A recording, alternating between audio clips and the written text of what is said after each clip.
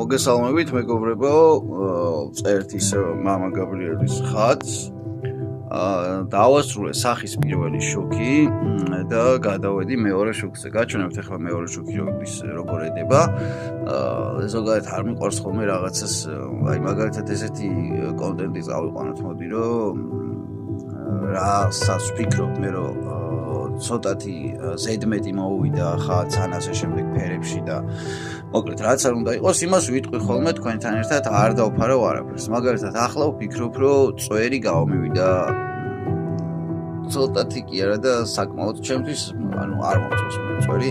ძალიან თეთრია რა, უბრალოდ მინდა ვთქვა და აი აქაც ოდნავ უნდა მოგდებოდეს და მოკლედ წვერი ვერ გავაკეთე ისეთი როგორიც მე მინდოდა რომ ყოფილიყო.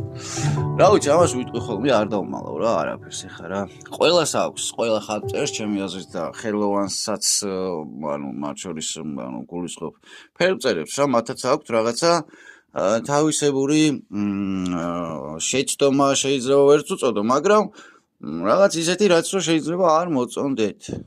მოკლედ აი აქ ხედავთ ახლა შედარებით აი ამ თეთრს რო ვადებ, თეთრს აღებავს, ეს არის მეორე შუქი. აი ეს არის პირველი შუქი.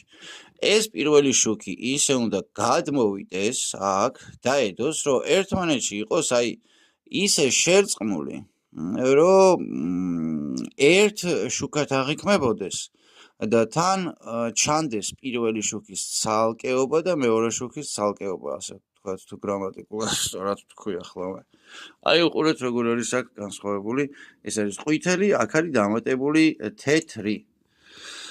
და ესე უნდა გავაკეთოთ მოკლედ რა, რომ ეს ერთმანეთში გადადიოდეს რა და თან ქრებოდეს. აი ამას ეხა შეიძლება ეხა ადრე მე რო ჩემთვის აეხსნათ, არაფერი რო არ ვიცოდი ხალწერის რთულად გამეგო რა, ეხა თან გადადიოდეს, თან ეს და მაგრამ რა ვიცი, როცა განმავლობაში ადამიანი რო სწავლობს, მერე მას უითარდება და უჯდება ეს ტერმინები, გონებრივად ხვეწავს და მოკლედ ყველაფერს იგებს ადამიანი. მადლობა ღმერთს ამისათვის.